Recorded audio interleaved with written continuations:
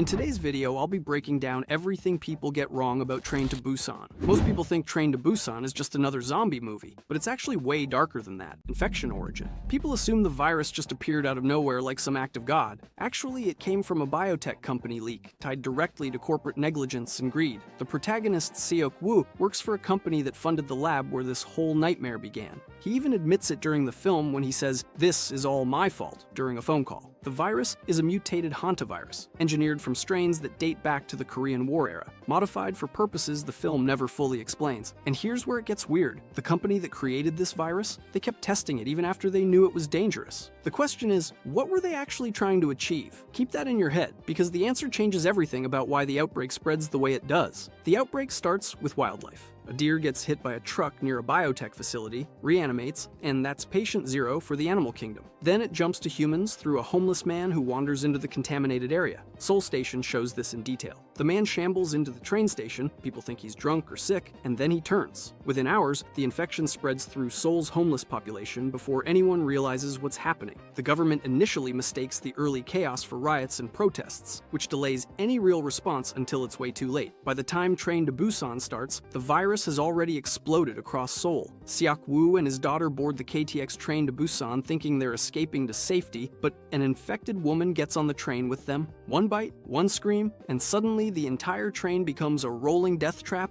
as passengers turn one by one. The confined space makes everything worse because there's nowhere to run, and the zombies can pile up in the narrow corridors, creating walls of infected bodies that survivors can't break through. Now here's something that'll blow your mind. Despite all this chaos, most people think the whole world fell. They're completely wrong, and the reason why reveals something darker about human nature than any zombie ever could. But here's what most people get wrong about the scope. They think this is a global apocalypse like World War Z, where every country falls. The sequel Peninsula makes it crystal clear that South Korea got quarantined fast enough to contain the outbreak to the peninsula. The rest of the world is fine. They just sealed off Korea, stopped all flights and ships, and let the country burn. 4 years later in Peninsula, the mainland is a lawless wasteland ruled by militias and roaming zombie hordes. But internationally, life goes on. That's a massive misconception that changes how you understand the entire story. But if the world contained it so easily, why did South Korea fail so catastrophically? The answer isn't about the virus at all. It's about what happened in the first 60 seconds after people started turning. Transformation speed.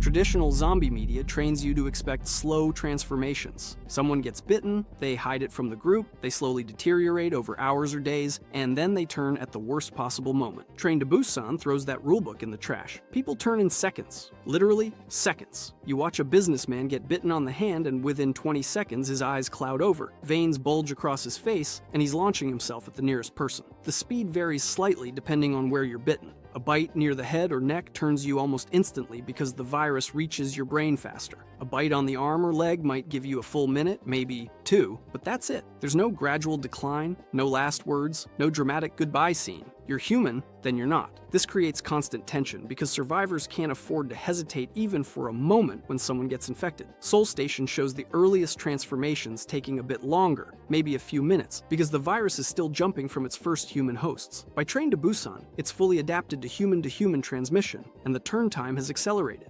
Peninsula maintains this rapid transformation rate, proving the virus doesn't weaken over time. If anything, 4 years of spreading through millions of hosts has made it more efficient. The physical changes happen in a specific sequence. First, the eyes cloud over with a gray film caused by hypoxia as the virus attacks blood vessels. Then the veins bulge visibly across the face and neck. The skin goes pale from poor circulation. Finally, the body convulses violently as the brain's higher functions shut down and the infected person becomes pure aggression. The whole process looks like someone having a seizure combined with a stroke, which makes it horrifying to watch because it mimics real medical emergencies. But rapid transformation was just the surface problem. What comes next is where the virus reveals its actual design, and it's way more terrifying than just speed. Speed and movement. Forget slow shambling walkers. These zombies sprint at full human running speed, maybe faster because they don't feel pain or fatigue. They charge down train corridors, leap over barriers, and pile onto survivors like a tidal wave of bodies. The confined spaces on the train make this worse because once a horde starts moving in one direction, there's no stopping them. They just keep coming in an endless mass of infected bodies. But here's where it gets interesting. The zombies have jerky, convulsive movements inspired by video game zombies and horror figures from Japanese media.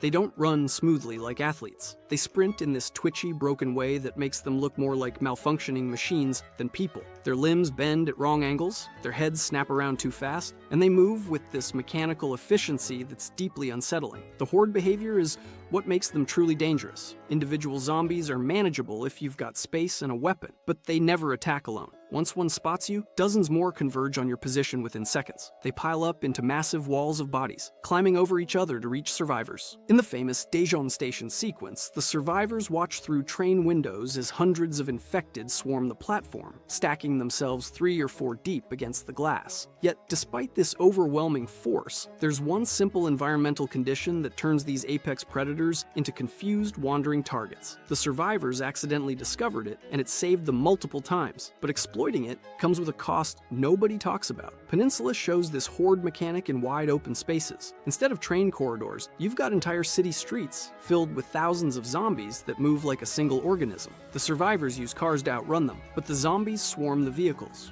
crawling over the hood and roof, pounding on windows until the glass shatters. The sequel proves that speed alone isn't what makes these zombies deadly. It's the combination of speed plus numbers plus relentless aggression. Sensory limitations. Here's where Train to Busan separates itself from basically every other zombie franchise. The infected rely on sight and sound to hunt, but their vision is severely impaired in darkness. This isn't some minor detail. It's a core survival mechanic that saves the main characters multiple times. Before we go any further, I have just released my merch store with a very exclusive limited edition early supporter bundle. Only the first 50 people will have access to this bundle, so get it quickly while you still can at hownottodie.store. Okay, back to the video. When the train enters tunnels, the zombies basically go blind. They stop mid-attack, standing there twitching and confused because they can't see their targets anymore. The tunnel scenes prove this repeatedly. Survivors stand motionless in the dark as zombies wander past them, inches away, completely unaware. The infected can still hear, so any noise draws them immediately, but pure darkness renders them effectively blind. This suggests the virus damages the eyes in a way that destroys night vision while leaving some daytime sight intact. The cloudy gray film over their eyes probably blocks too much light for them to function in low visibility conditions, so they're blind in the dark and hunt by sound. Seems like an easy exploit, right? Wrong, because there's something about their attack pattern that makes this weakness almost useless in practice. Sound becomes the primary hunting tool in darkness. The zombies turn toward any noise source and charge blindly in that direction. Survivors use this to create distractions, throwing objects to draw hordes away from their position. But it's a risky strategy because one wrong move, one accidental sound, and every infected in the area converges on you at once. The train attendant scene demonstrates this perfectly when she accidentally kicks a can and dozens of zombies in the dark corridor immediately lock onto the sound. Peninsula introduces an interesting evolution where survivors use flares and bright lights as weapons. The zombies don't flee from light like vampires, but sudden intense brightness seems to disorient them temporarily. Survivor militias mount spotlights on trucks and use them to control zombie movement during their twisted survival games. This suggests the infected eyes are hypersensitive in some way, probably because the virus destroys normal light regulation in the retina. Okay, so they're fast, they swarm, they hunt by sound and darkness. Standard zombie stuff with a twist. But here's where Train to Busan does something no other zombie franchise has ever done, and most viewers completely miss it. Non-cannibalistic nature. This is one of the craziest misconceptions and the detail most people completely miss. Train to Busan's zombies do not eat people. Watch the entire film carefully and you'll never see a zombie feeding on a corpse. They bite, they infect, they move on. There are no scenes of zombies crouched over bodies, tearing into flesh, consuming organs. Nothing. Every attack is pure transmission with zero consumption. This fundamentally changes the outbreak dynamics. In traditional zombie media, getting eaten means you're actually dead and won't reanimate. Getting bitten but escaping means you turn later. Train to Busan removes that distinction. Every victim either dies from physical trauma or turns into another infected. There's no middle ground where someone gets partially eaten and stays dead. The virus wants to spread, not feed, which makes every single infected person a potential new zombie. The lack of feeding behavior also means bodies don't get destroyed. When someone turns, their corpse stays intact and functional. This creates a problem that accumulates over time. Traditional zombie outbreaks naturally reduce zombie numbers as walkers feed and destroy bodies. Train to Busan's outbreak just keeps multiplying until every infected person becomes a new threat. The only thing that reduces their numbers is dehydration and physical breakdown from lack of water and basic biological maintenance. Seoul Station hints at this, when early victims just lie there after being swarmed, still alive, starting to turn. There's no feeding frenzy. The infected mob them, bite them multiple times to ensure transmission, then move on to the next target. It's efficient in a horrifying way, like the virus has programmed them to maximize spread rather than waste time on individual kills. Peninsula confirms this 4 years later when you see massive piles of old corpses that clearly turned, ran out of energy, and collapsed without ever eating anyone. And this changes the math of survival in a way that makes the outbreak even worse than it first appears. Because if they're not feeding, what's actually keeping them active? The answer is biological, and it creates a ticking clock that the films never explicitly mention. Dehydration weakness. Here's a detail buried in the lore that most viewers never catch. The infected are still living humans, which means they have biological needs. They don't eat, but they still need water. Without it, they dehydrate rapidly and their bodies start shutting down.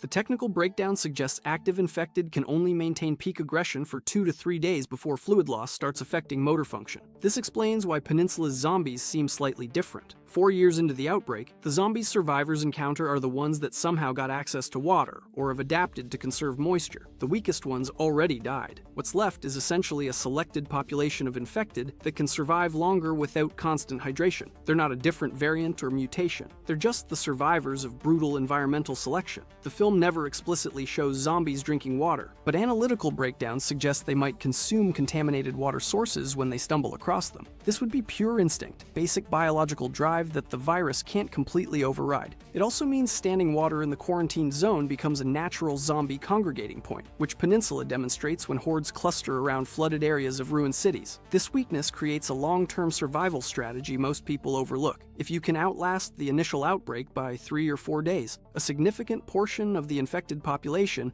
will have collapsed from dehydration. You still have to deal with the ones near water sources, but the roaming hordes will naturally thin themselves out. Of course, this requires surviving those first few days when every infected person is at peak speed and aggression, which is basically impossible without serious fortifications or isolation. But waiting out the horde wasn't the real survival strategy. The actual threat was never the zombies at all. It was the other survivors. And one scene proves this better than anything else in the entire franchise. Social commentary layers. Train to Busan isn't just a zombie movie. It's a brutal commentary on South Korean capitalism, class inequality, and the 2014 Seawall ferry disaster, where over 300 people died because authorities and the ship's crew prioritized profit and self-preservation over passenger safety. The train becomes a microcosm of Korean society, with clear class divisions. Rich businessman Yeon-suk represents corporate greed and selfishness. Sang-hwa, the working-class father, represents sacrifice and community. Seok-woo starts as a typical corporate drone and learns humanity through watching others die. The zombies themselves symbolize unchecked capitalism consuming society. They spread through human contact. They move in mindless hordes, and they destroy everything in their path without thought or reason. The virus started because a corporation cut corners and prioritized profit over safety. The outbreak spreads because authority figures make selfish decisions. The military fails because leadership abandons soldiers at the first sign of trouble. Every human failure mirrors real problems in Korean society. The most powerful moment comes when an old woman opens the train door to let herself through, accidentally letting zombies in, which kills dozens of survivors. This directly parallels the Seoul disaster, where crew members saved themselves while telling students to stay in their cabins. The message is clear. Individual selfishness in crisis situations doesn't just hurt you, it kills everyone around you. The zombies are almost secondary to the real threat, which is human nature under pressure. So the virus is a metaphor for capitalism. Selfishness kills faster than infection, and society was already broken before the first bite. Clever commentary, but here's what nobody talks about. The franchise doesn't end with that message. The sequel completely flips it, and what it shows is so much bleaker. Peninsula takes this commentary further by showing how society breaks down completely without structure. The surviving militias aren't trying to rebuild civilization. They're exploiting the ruins for personal gain, forcing refugees to fight zombies in gladiator-style games for entertainment. 4 years after the outbreak, humanity hasn't banded together or learned anything. They've just found new ways to be cruel and selfish. The zombies become almost sympathetic because at least they're driven by infection, not choice. Which brings us to the real question the trilogy is asking. If humans are worse than zombies, and the outbreak was contained to one country, why does the story matter? What is the franchise actually trying to say about survival? Franchise evolution. Seoul Station, Train to Busan, and Peninsula create a complete narrative arc that most people never watch in full. Seoul Station is animated, which immediately turns off viewers expecting live action, but it contains crucial origin information. You see the first human infections, the government's failed response, and how quickly Seoul descended into chaos. The animation allows for more graphic violence and shows the homeless population getting infected first because society had already abandoned them. Train to Busan picks up as the outbreak hits peak spread. The film compresses everything into one train journey, creating this pressure cooker environment where every decision matters and nowhere is safe. The emotional core focuses on Seok-woo learning to be a better father as the world ends around him. His sacrifice at the end, throwing himself off the train after getting infected to save his daughter, completes his character arc from selfish corporate drone to selfless parent. Peninsula shifts genres entirely. Instead of survival horror on a train, it becomes a post-apocalyptic action film about a retrieval mission gone wrong. The zombies are still everywhere, but now they're environmental hazards rather than the main threat. The real danger comes from Unit 631, a militia that set up a twisted society in the ruins. They capture refugees and force them to drive through zombie-infested areas, while soldiers bet on who survives. It's darker than Train to Busan in some ways because the humans have become worse than the infected. The timeline creates interesting lore gaps. Train to Busan ends with survivors reaching Busan's military quarantine. Peninsula reveals Busan eventually fell too, but we never see how. The 4-year jump skips over the complete collapse of Korean society and the international quarantine. Fan theories suggest a potential inner quell could fill this gap, showing how the last safe zones fell and how survivors adapted to living in a zombie-occupied country. But officially, we only have these 3 pieces of a much larger story. And that incomplete puzzle is exactly the point, because every misconception about this franchise exists because people try to force it into boxes it was never meant to fit. Let's destroy every wrong assumption about this franchise systematically. Breakdown. First, these are not supernatural undead. They're infected living humans. The virus is bioengineered, rooted in real science about how viruses affect the brain. There's no magic, no hell overflow, no unexplained resurrection, just a pathogen that hijacks human neurology and turns people into aggressive spreaders. Second, the outbreak is not global. South Korea gets quarantined. The rest of the world closes its borders and contains the infection to the peninsula. Peninsula makes this explicitly clear when characters talk about how other countries view Korea as a lost cause and refuse to allow any refugees out. This isn't World War Z where every nation falls. It's a regional disaster that the international community decided to wall off rather than help. Third, zombies don't eat flesh or brains. They bite to spread infection, period. No feeding behavior is ever shown or implied. This means the grotesque imagery of zombies consuming entrails that you expect from Romero films or The Walking Dead simply doesn't exist here. The violence is intense, but it's all about overwhelming and infecting, not predation. Fourth, transformation is instant, not gradual. There's no hiding your bite for dramatic reveals. You turn in seconds and everyone knows immediately. This removes the paranoia subplot common in zombie media where group members suspect each other of being infected. In Train to Busan, if you're bitten, you're done, and everyone can see it happening in real time. Fifth, the zombies have specific weaknesses beyond headshots. Darkness blinds them. Dehydration shuts them down after days. They rely heavily on sound when vision is impaired. These aren't invincible monsters. They're biological entities with exploitable limitations that smart survivors can use to their advantage.